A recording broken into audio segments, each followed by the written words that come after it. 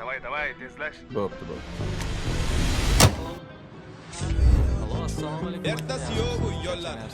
Ertasi yo'q bu mahallani. Bir haftada qilib beraman aka. Allo. Ertasi yo'q bu bollani.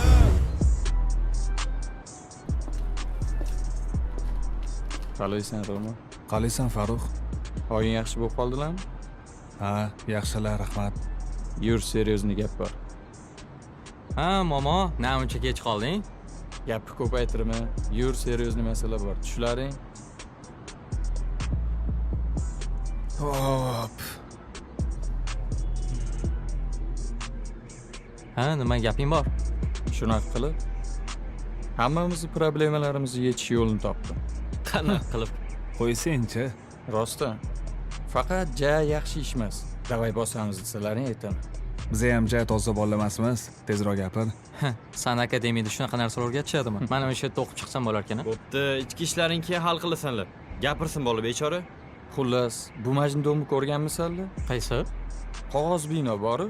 Ha, ko'rganmiz. Xuddi o'shanga o'xshash ish qilamiz. Nima? Bank o'g'irlikka tushamizmi? Yo'q. Lekin stil shunaqaroq bo'ladi. Odamlar bizani ko'rib, nimaga bu ishni biz oldinroq qilmadik deb o'ylab qolishadi. Ko'p kino ko'rib yoribsan menimcha, professor Nimble. Hali rejani eshitmasdan bunaqa fikrga kelmalaring. Bo'pti, gapirchi. Xullas biza magazinlarni o'rganamiz. Birinchi bosqichda o'zimizga kerakli bo'lgan do'konlarni topib olishimiz kerak. Qanaqa do'kon ular?